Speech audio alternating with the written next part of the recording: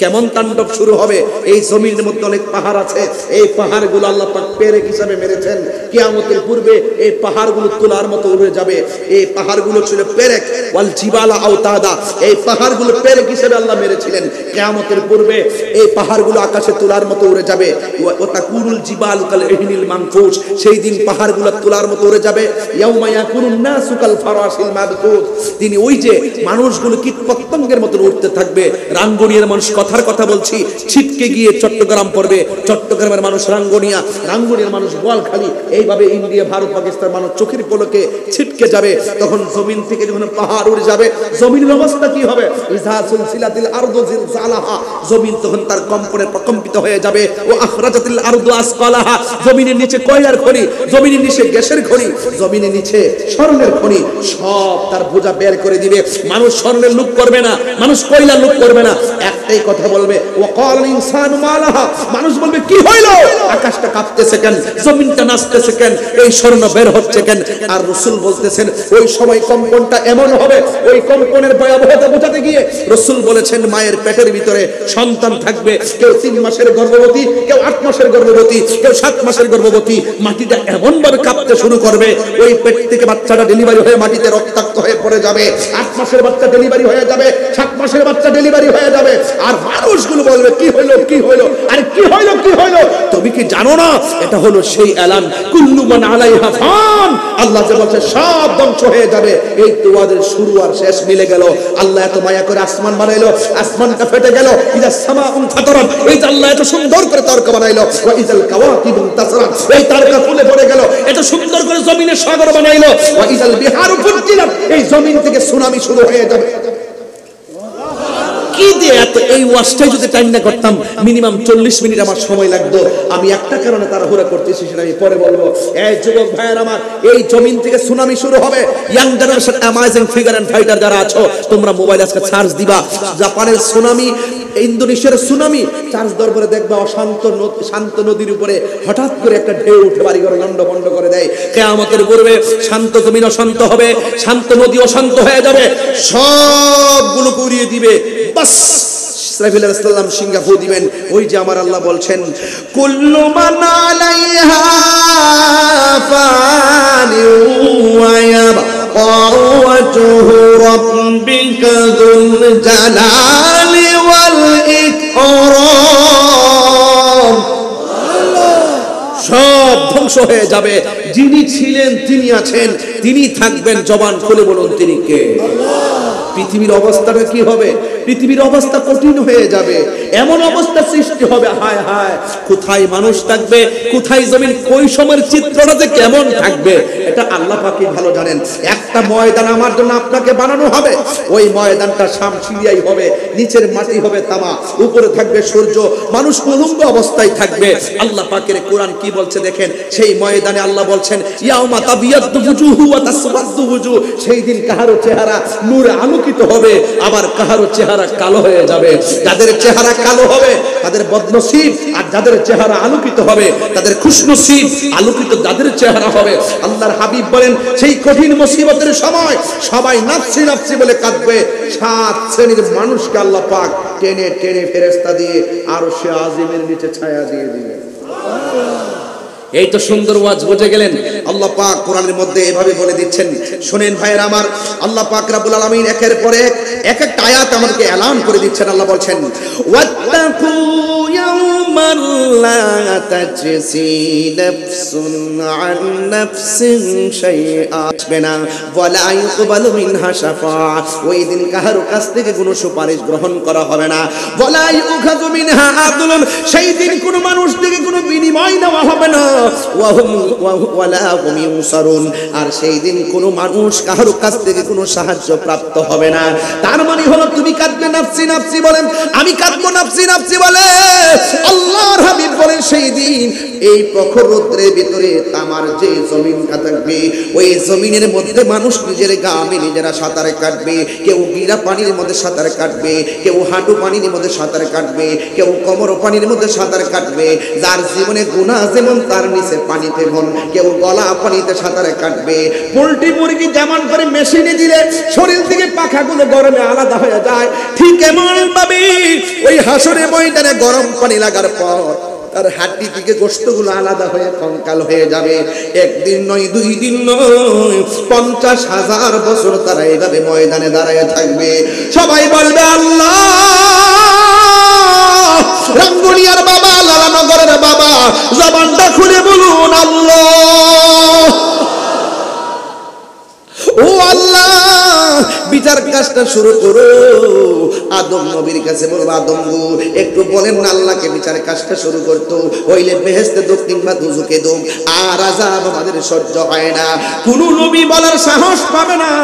যার কথার দ্বারা বিচারের কাজটা শুরু হবে তিনি হলেন আমার নবী, আপনার নবী, রাহমাতাল লিল আলামিন। যুবক ভাইয়ের আমার নবী, আপনার নবী ওই কঠিন ময়দানে যখন বলবেন আল্লাহ আমার উম্মত বিভীষিকাময় প্রান্তরে নিজেরা এত কষ্ট করে আল্লাহ বিচারটা শুরু করো, তখন আমার আল্লাহ রাব্বুল আলামিন বিচারের কাজটা শুরু করার ফাইলটা হাতে নেবেন। আল্লাহ হবেন হাকিম, আমার নবী হবে সেই দিন উকিল। সুবহানাল্লাহ বলেন না, আর জোরে কোন সুবহানাল্লাহ বলেন না। রহমতে আলম নূরে মুজাসসাম, রহমতে নূরে মুজাসসাম, সাহাবীরা আতর বানায় ওই নবীর ঘাম মুবারক, সাহাবীরা আতর বানায়। চিনো জানো মানো কেমন আমার নবীজি, যাহার প্রেমে চন্দ্র সূর্য তারকারাজি। বলো চিনো জানো মানো কেমন আমার নবীজি, যাহার প্রেমে পাগল চন্দ্র তারকারাজি। তোমরা আরো শুনবানি সুন্দর কাহিনী, আরো শুনবানি সুন্দর কাহিনী। জান্নাতের রুমে রুমে লেখা নবীর নাম, জান্নাতের রুমে রুমে লেখা নবীর নাম। সবাই রহমতে নূরে মুজাসসাম, রহমতে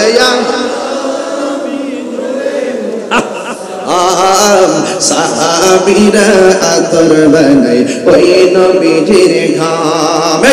উস্তুনে হামদানা একটা খেজুর গাছের নাম, যাকে ধরে খুতবা দিতেন রাসূল আকরাম। বলো না উস্তুনে হামদানা একটা খেজুর গাছের নাম, যাকে ধরে খুতবা দিতেন রাসূল আকরাম। গাছটা নবীর বিরহে কাঁদিতে রহে, নবীর বিরহে রে হতবাক হইল যত সাহাবা কেরাম, হতবাক হইল যত সাহাবা কেরাম। পড়ুন রহমতে আলম নবী নূরে মুজাসসাম, রহমতে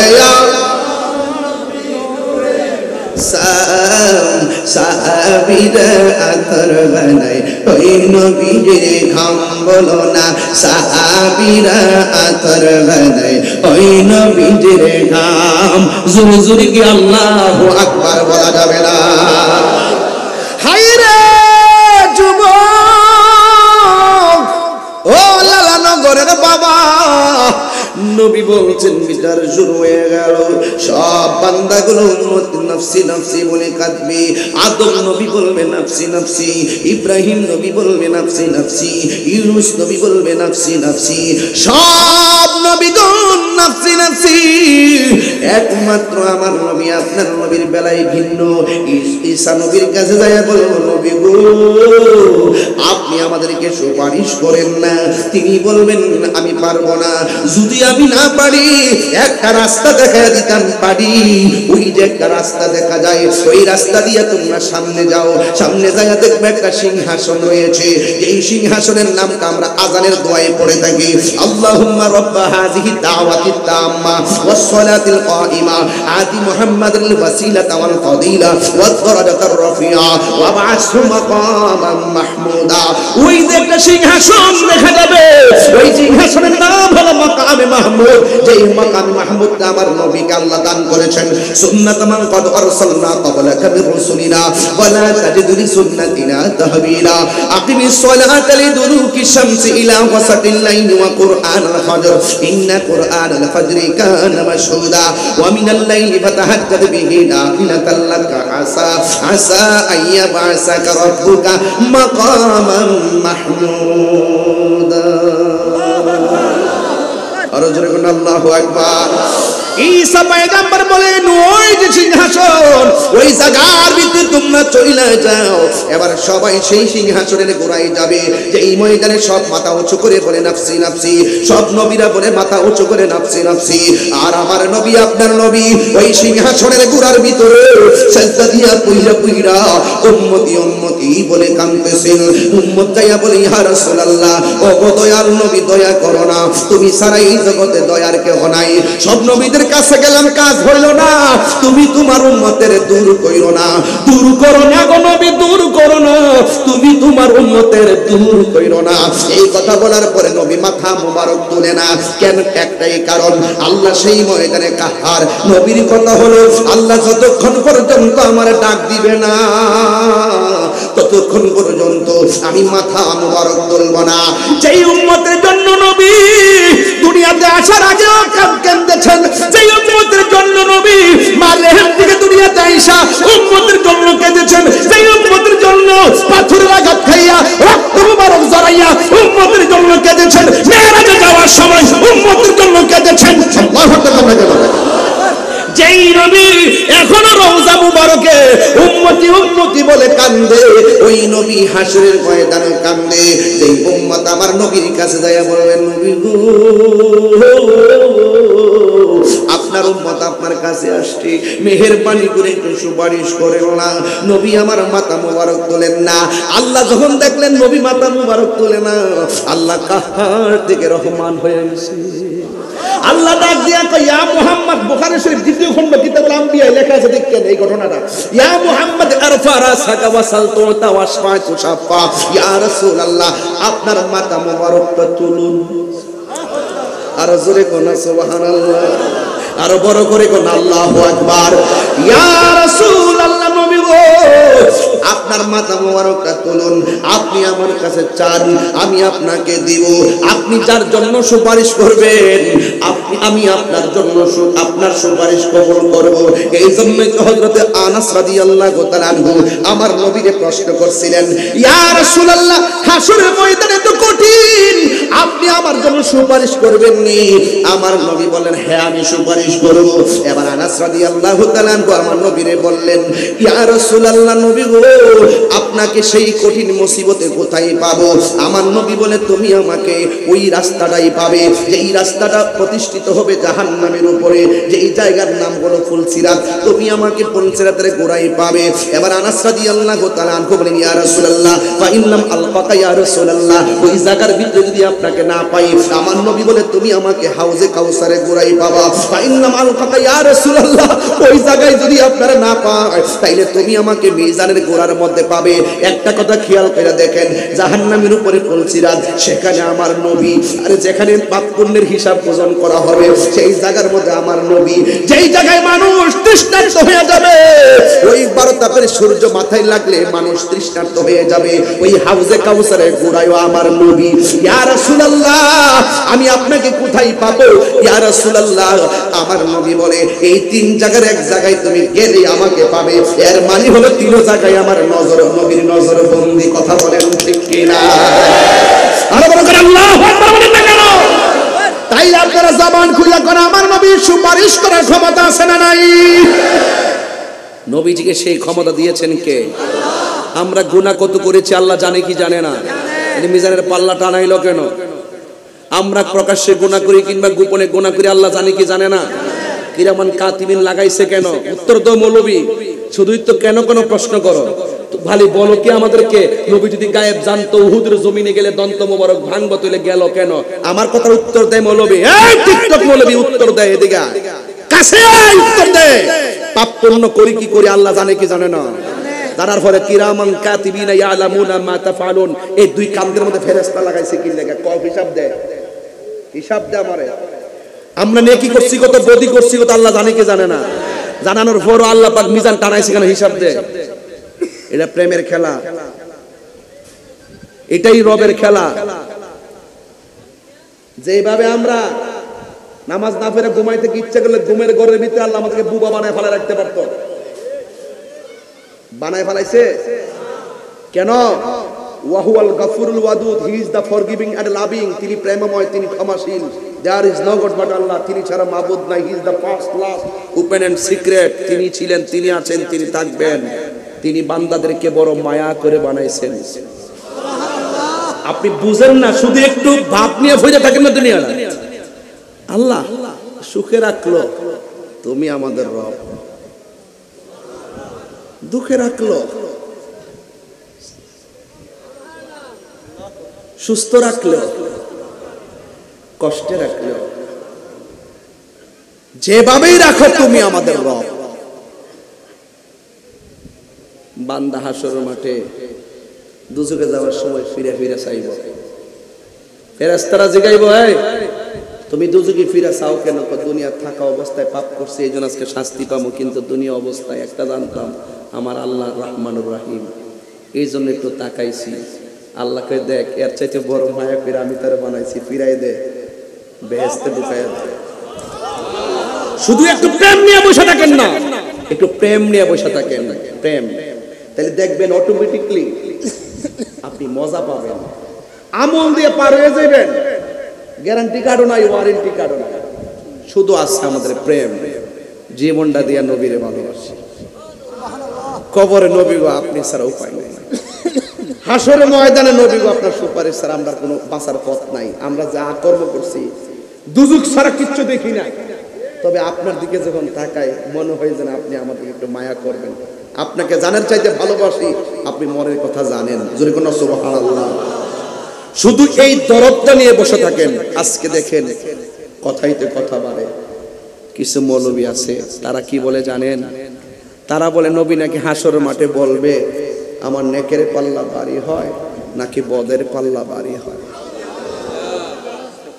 নবীদের কি কোনো গুনাহ আছে? গুনাহ আছে?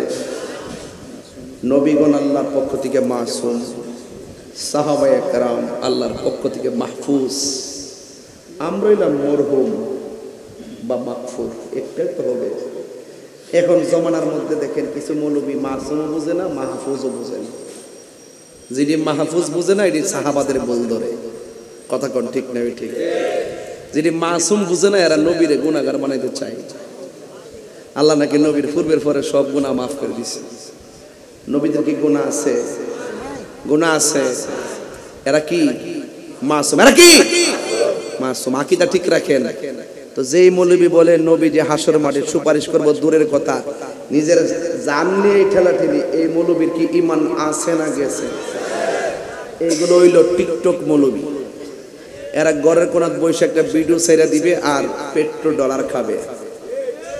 আর এইগুলো আমরা দেখে মাঠে ময়দানে প্রতিবাদ করুম, আর এই উসিলায় এরা ভাইরাল হবে। এটাই হলো এদের সার্থকতা। এখন বলতেছে একটা কথা চাপ দিয়া দোলনা বাড়িটা ঘুরে যায়। এই টিকটক মৌলবীদের যন্ত্রণায় ফেসবুকটা আহত। ফোলাফান্ডি করি। এই ছেলেগুলা কোথায়? যে ছেলেগুলো হাত তোলা দেখি, ছেলেগুলা, আমাদের ছেলেগুলা কোথায় দেখি? ছেলে নাই সব মেয়ে না? এরা কি মেয়ে নাকি? বাবা শরীফ হইতে কার শরীফ হইস না, হাত নামা। রূপান্তর টেপান্তর অনেক আমাদের এসে কথা কোন ঠিক না বেটি? এগুলা চলবে না, এগুলা চলবে না। ট্রান্সজেন্ডার চলবে না বাংলাদেশে। এই কাহিনীর আলোচনা যে করবে তার বিরুদ্ধে অ্যাকশন শুরু হবে। কথা কোন ঠিক না বেটি? থার্ড জেন্ডার ঠিক আছে, আল্লাহ প্রদত্ত, যাদেরকে বলি আমরা হিজড়া, এর আল্লাহ প্রদত্ত সৃষ্টি। আল্লাহ চেয়েছেন এদিকে যেভাবে সৃষ্টি করার জন্য তারা হয়েছে, এদেরকে আমরা সম্মান করি। কিন্তু ট্রান্সজেন্ডার, নিজেকে নিজে মেয়ে দাবি করা, নিজেকে নিজে ছেলে দাবি করা, আবার অঙ্গহানি কইরা নিজেকে নিজে বানানো, এগুলো হারাম, এগুলো চলবে। এগুলো স্রষ্টার যে সৃষ্টি, সৃষ্টির বিকৃতি, প্রত্যেক বিকৃতি হারাম। কথা বলেন ঠিক কিনা? যাই হোক, এদিকে গেলাম না। এই টিকটক মৌলবীদের যন্ত্রণায় ফেসবুক আহত, ইউটিউব নিহত, গুগল সম্পূর্ণ আইসিইউতে। আপনি গুগলে সার্চ দিয়ে যে ফটো খুঁজবে দেখবেন এদেরটাই আসে। আমাদের সব বেদাত, কিছু হইলেই কই বেদাত। হ্যাঁ ঠিক আছে, কিছু হইলেই বলে বেদাত। এবার শবে বরাতে কি বলছে? শবে বরাতে মসজিদে নামাজের বীর করার চাইতে ব্যবসাখানায় থাকা ভালো। নাউজুবিল্লাহ, জুরে কর না। 48 ঘন্টার সম্মত ইসলাম 41 ঘন্টার পরে কিছু আমকামতা করছে, সামনে যদি করে ধরুন সব গুছাই রাখছি, মামলার ঠেলা কিছু মাপটাপ চাইছে।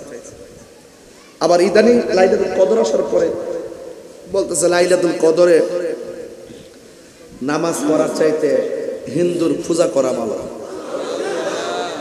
এরা কি মুসলমান? এরা কি মুসলমান? এই ওয়াজগুলো করলে একদল পছন্দ করে না, আর এদের পিছনে আবার স্কুল কলেজের ছাত্ররা ঝুঁকে যাচ্ছে। এটাই হলো সবচেয়ে বড় আফসোস। যারা জেনে শুনে সত্যকে গোপন করে ভিন্ন এজেন্ডা বাস্তবায়ন করতে চাচ্ছে, এদের সাথে আমাদের কোনো সম্পর্ক, এদের সাথে সম্পর্ক। ঈমান আছে আমরা মূল্যায়ন করব, ঈমান নাই, ঈমান হারা মানুষের সাথে আমরা থাকবো। এখন আপনারা একটু ভোট দেন তো দেখি, রাঙ্গড়ের মানুষ, লালানগরের মানুষ, আমার নবী হাসরের মাঠে সুপারিশ করার ক্ষমতা আছে না? নবীর সুপারিশ আমরা চাই কি চাই না? আরো বড় করে চাই কি চাই না? আল্লাহ যেন আপনাদের সকলকে কবুল করে আমিন। আর জবান খুলে কেন আমিন।